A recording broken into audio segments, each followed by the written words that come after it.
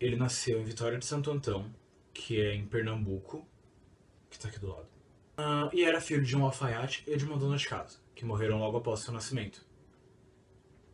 Ele foi jornalista, dramaturgo e escritor, destacando as questões de fundo moral e ético, como o seu primeiro romance, que foi O Visitante, e a sua primeira peça teatral a ser encenada, que foi Lisbela e o Prisioneiro, que teve um grande sucesso. E, em 1970, ele entrou para uma universidade, selecionando literatura brasileira. Porém, poucos anos depois, ele saiu da universidade pedindo exoneração, porque ele julgou o ensino brasileiro como sendo péssimo. Ele ficou desencantado com o ensino brasileiro. E, como ele era um escritor muito bom, ele ganhou muitos prêmios, como o Prêmio Monteiro Lobato e o Prêmio Coelho Neto, da Academia Lisbela e o Brasileira de Prisioneiro Letras. se trata de uma obra dividida em 3 atos. No primeiro, temos a apresentação dos personagens e da história. No segundo, temos o planejamento da fuga de Leléu. Aqui, podemos destacar o cumprimento de valores. O Leodoro auxilia na fuga apenas pela vontade de se casar. E no terceiro, temos o desfecho da história, onde Leléu foge com Lisbela, mesmo sem ter sido acusado, porque a pessoa que deveria o acusar morreu de susto. A senhora é doce, como a chuva de caju, que caem de repente no calor mais duro de novembro. Linda, como um vento num pasto bem grande. O vídeo que acabamos de ver se trata de um trecho da adaptação da obra para os cinemas. Além disso, o gênero de comédia foi muito bem empregado por Osman Lins, porque dentro de uma região de valentias, honra e vinganças, ocorre supostamente um crime inesperado cometido por Lisbela. Inesperado, mas plenamente justificado se realmente tivesse ocorrido.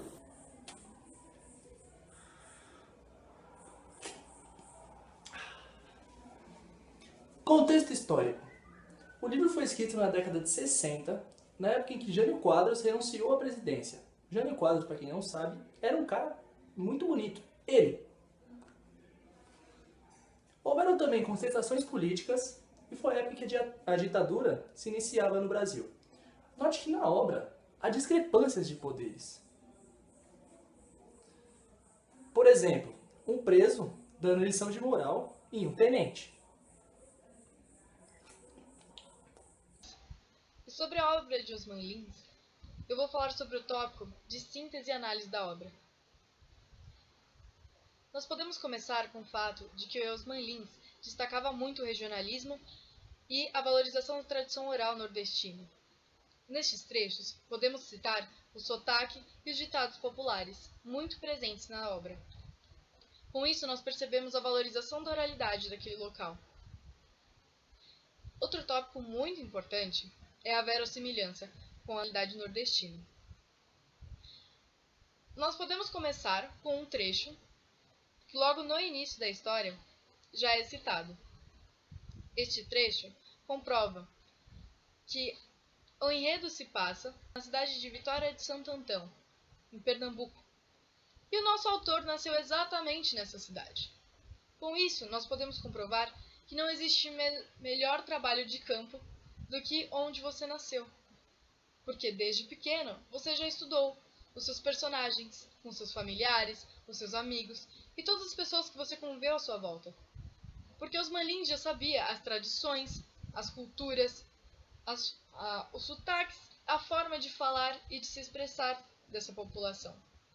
Ditados, expressões populares e dísticos de traseira de caminhão fazem parte da matéria e linguagem que são escritas por Osman Lins para dar um equilíbrio entre a leveza, ternura e a comicidade dessa obra, que possui valores libertários em prol da vida. Exatamente por isso, não possui um limite de tempo e espaço. Isso é importante ressaltar, já que os personagens, as suas características e a grande mensagem que a obra passa pode ocorrer em outros locais, não necessariamente no Nordeste, pode ocorrer aqui em São Paulo ou em qualquer outra região. ela não é limitada. Agora, a Patrícia vai explicar um pouco mais sobre a obra e os seus personagens.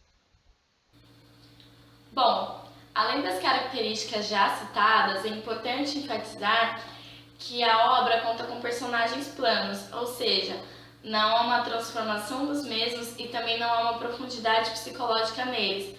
Nós sabemos o que se passa na trama, porém não sabemos com exatidão o que os personagens pensam, com exceção de 3.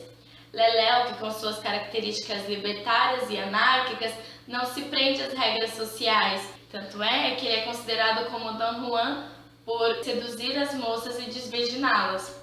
Mas, aqui no trecho da página 53, a gente consegue perceber que Leléu, ele se prende ao amor. Um fato bem interessante, quando Lisbela diz para ele que ele corre perigo naquele local e que o melhor seria ele ir para uma outra detenção. E ele diz que não, prefere ficar ali ao lado dela. Então aí nós conseguimos ver uma mudança do personagem, que porta de diferentes identidades.